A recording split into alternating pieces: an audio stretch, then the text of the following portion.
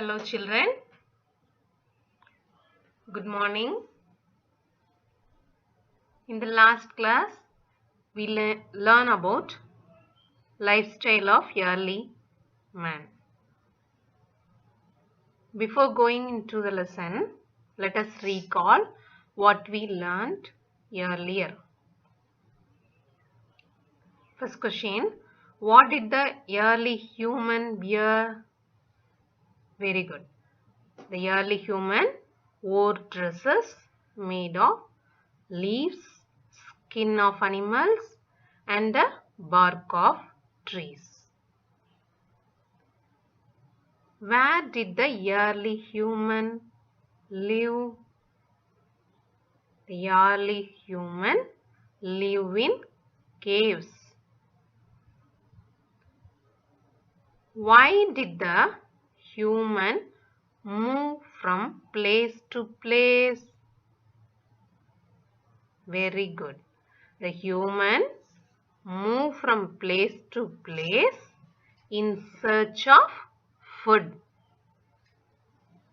Why were axes made?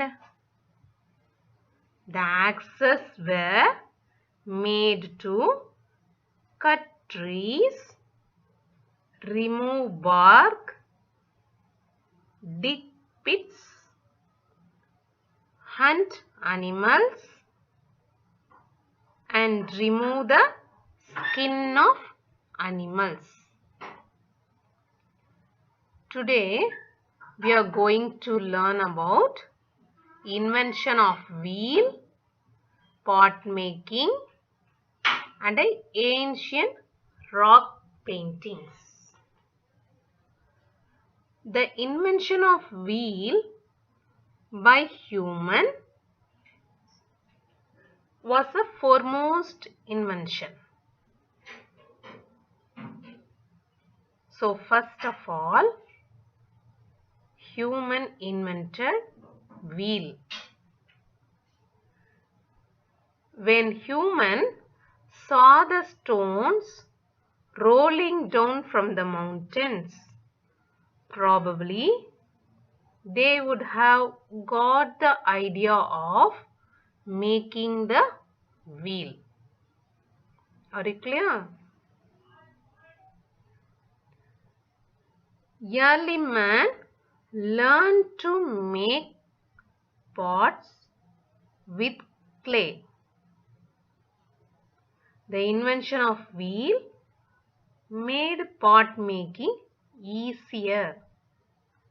They decorated pots with lot of colors.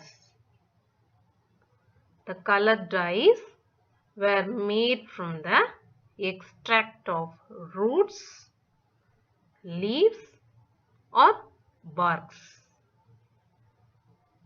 These natural dyes were used in rock paintings.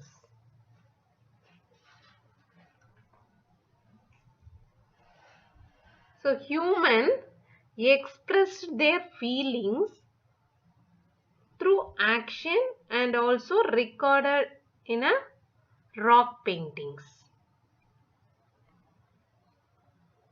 We learned earlier about rock paintings, isn't it?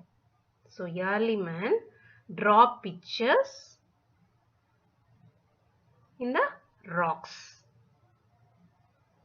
In India, we can see many paintings in rocks and caves. The rocks painting gives some information about the past. Nearly 750 caves, which was 500 caves, have paintings. The rock paintings depict hunting pictures of male and female. From that we learn, so male and female went to hunting on those days. Dancing picture and the pictures of children playing that are drawn in the caves. These rock and cave paintings tell us many stories about our ancestors. That is, how they live on those days.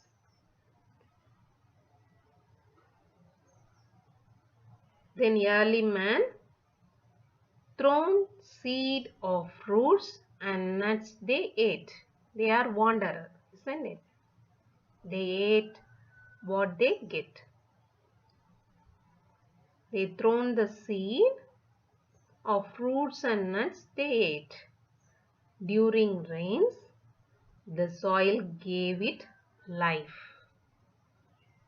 After days passed, sapling sprouted from the soil.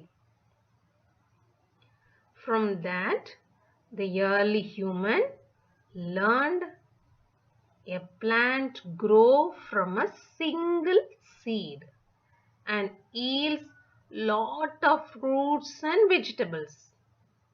Are you clear? Then he learned seeds that fall in the river beds sprout easily. Plants grow faster in water-fed areas. And he learned alluvial soil is more suitable for plant growth than any other soil. Thus, agriculture and farming came into existence. They domesticated animals and used them in their farming. Oxen were used for plowing the land. It enabled them to settle down in a place. He settled in one place. Who settled? Early man settled in one place. The invention of plow helped the farming practice. Then the early man cleared the land. He plowed the land, sowed seeds in them and harvested the produce. Once the fertility of the soil decreased,